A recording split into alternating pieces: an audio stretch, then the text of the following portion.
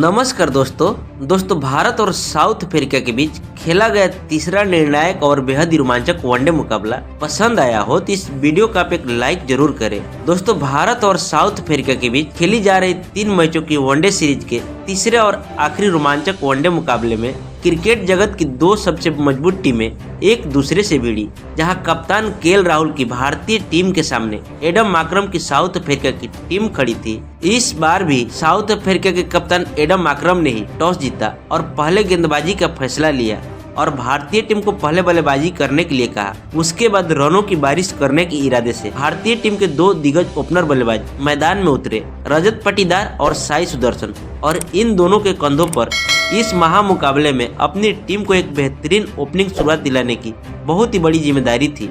और इस मुकाबले में डेब्यू कर रहे रजत पाटीदार ने आते ही अपनी गजब की बल्लेबाजी से सभी का दिल जीत लिया।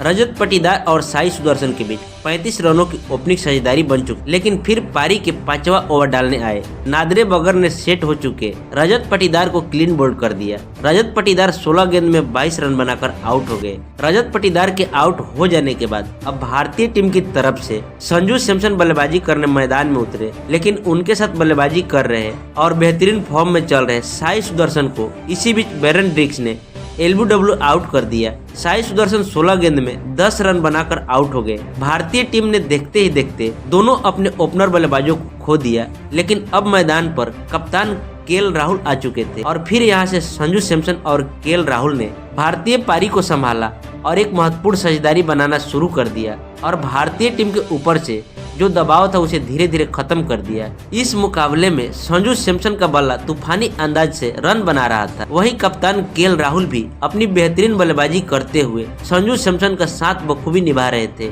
दोनों के बीच एक महत्वपूर्ण साझेदारी खड़ी हो चुकी थी। दोनों ने 100 रनों के आंकड़ा को पार पहुंचा दिया था, लेकिन फिर पारी के 19वें ओवर में गेंदबाजी डालने आए मल्डर ने कप्तान केएल राहुल को हेनरी क्लासन के हाथों कैच आउट करा दिया। भारतीय कप्तान केएल राहुल 35 गेंदों में 21 रन बनाकर आउट हो गए, जिस वजह से अब भारतीय टीम फिर एक बार दबाव में आ गई थी। वहीं अब तिलक वर्मा संजू सैमसन का साथ देने मैदान में उतरे और फिर यहां से संजू सैमसन ने तिलक वर्मा के साथ मिलकर फिर एक बार महत्वपूर्ण साझेदारी खड़ी करना शुरू कर दिया और फिर पारी के 28वें ओवर में संजू सैमसन ने अपना अर्धशतक पूरा कर लिया।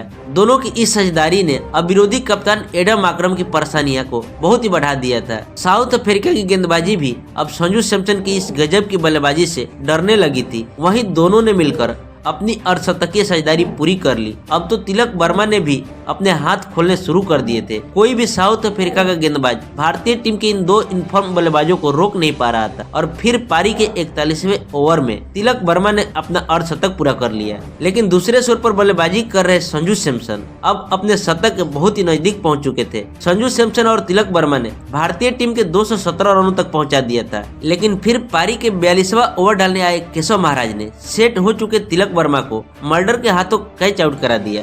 तिलक वर्मा 77 गेंदों में 52 रन बनाकर आउट हो गए, लेकिन अभी भी संजू सैमसन मैदान में मौजूद थे, जिस वजह से साउथ अफ्रीका की पूरी गेंदबाजी दबाव में थी। अब विकेट गिरने के बाद रिंकू सिंह मैदान में उतरे और फिर रिंकू सिंह के साथ मिलकर पारी के 44वें ओवर में संजू सैमसन ने अपने वनडे अंतर्राष्ट्रीय करियर का पहला शतक पूरा कर लिया। लगातार खेलने के मौके नहीं मिलने की वजह से संजू सैमसन का करियर खत्म होने लगा था, लेकिन संजू सैमसन ने कभी हार नहीं मानी और धैर्य रखा।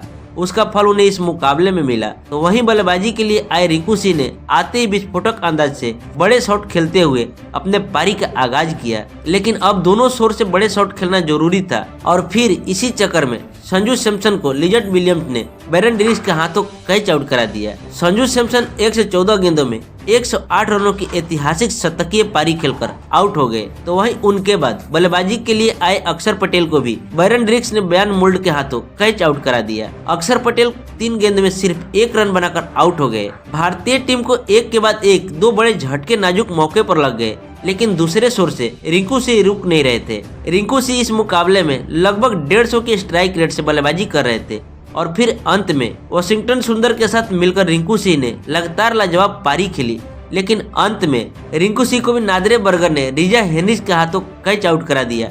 रिंकू सिंह 27 गेंदों में 38 रन बनाकर आउट हो गए।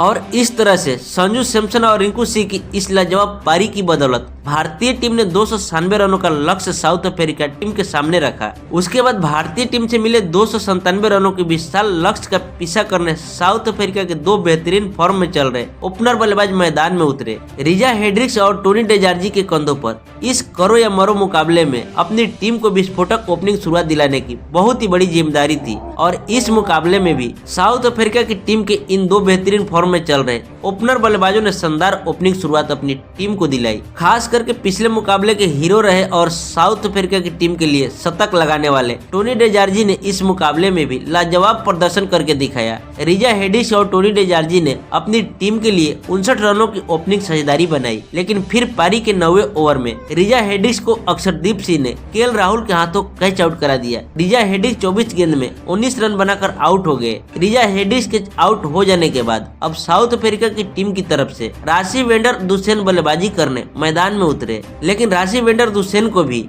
भारतीय गेंदबाजों ने ज्यादा देर तक मैदान में टिकने नहीं दिया और अक्षर पटेल ने राशि वेंडर दुसेन को क्लीन बोल्ड कर दिया। राशि वेंडर दुसेन 17 गेंदों में सिर्फ 2 रन बनाकर आउट हो गए। साउथ अफ्रीका ने शानदार ओपनिंग शुरुआत के बाद भारतीय टीम की गेंदबाजी ने इस मुकाबले में वापसी कर ली थी। केएल राहुल का हर एक फैसला इस मुकाबले में सही साबित हो रहा था, लेकिन अब साउथ अफ्रीका के कप्तान एडम आक्रम बल्लेबाजी करने मैदान में उतरे और फिर यहाँ से सेट हो चुके टोनी डेजार्जी के साथ मिलकर कप्तान एडम आक्रम ने फिर एक बार महत्वपूर्ण साझेदारी खड़ी करना शुरू कर दिया। दोनों ही बेहतरीन फॉर्म में चल रहे थे और भारतीय गेंदबाज पर अब दबाव बना रहे थे।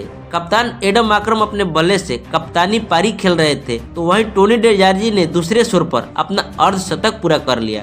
दोनों के बीच एक लाजवाब साझेदारी बन चुकी थी। अब भारतीय टीम के हाथ से अब मुकाबला निकल रहा था, लेकिन फिर भी भारतीय टीम का कोई भी गेंदबाज हार नहीं मान रहा था।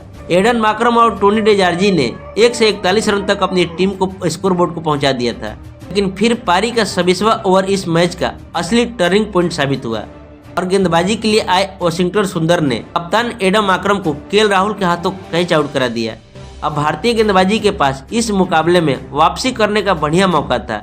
फिर अब विकेट गिरने के बाद हेनरी क्लासन मैदान में उतरे, लेकिन अब दूसरी ओर से टोनी डेजार्जी अपने शतक की तरफ आगे बढ़ रहे थे, लेकिन पारी के 30वें ओवर में टोनी डेजार्जी को भी अक्षरदीप सिंह ने एलबीडब्ल्यू आउट करके पूरा मुकाबला ही पलट दिया। टोनी डेजार्जी 87 गेंद में 81 रनों की शानदार पारी खेलकर आउट हो गए। इसके बाद भारतीय गेंदबाजी अब इस मुकाबले में एक अलग ही आत्मविश्वास में दिखने लगी थी।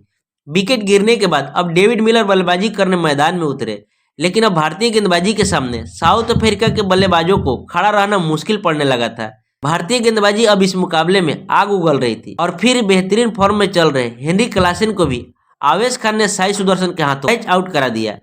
हेनरी क्लासन 42 गेंदों में 21 रन बनाकर आउट हो गए, तो वहीं उनके तुरंत ही बाद बियोन मल्डर को वाशिंगटन सुंदर ने केएल राहुल के हाथों कैच आउट करा दिया और साउथ अफ्रीका की टीम को लगातार 2 बड़े झटके दिए। साउथ अफ्रीका की टीम इस मुकाबले में बहुत ही ज्यादा पीछे छूट चुकी थी। अब केवल और केवल डेविड मिलर पर ही साउथ अफ्रीका की टीम की आखिरी उम्मीदें टिकी थी। अब विकेट गिरने के बाद केशव महाराज मैदान में उतरे, लेकिन डेविड मिलर जो साउथ अफ्रीका की आखिरी उम्मीद बनकर मैदान में मौजूद थे, भी मुकेश कुमार ने केएल राहुल के हाथों कैच आउट करके साउथ अफ्रीका की टीम की सभी उम्मीदों को धो दिया। डेविड मिलर 20 गेंद में सिर्फ 10 रन बनाकर आउट हो गए। अब मुकाबला पूरी तरह भारतीय टीम की मुट्ठी में था। मिलर के विकेट गिरने के बाद बल्लेबाजी के लिए आए बेरन ड्रिक्स ने केशव महाराज के साथ मिलकर अंत में कुछ बड़े शॉट खेले, लेकिन भारतीय टीम की गेंदबाजी के सामने कोई भी नहीं चल पाया और फिर केशव महाराज को भी दीप सिंह ने रिंकू सिंह के हाथों कैच आउट करा दिया।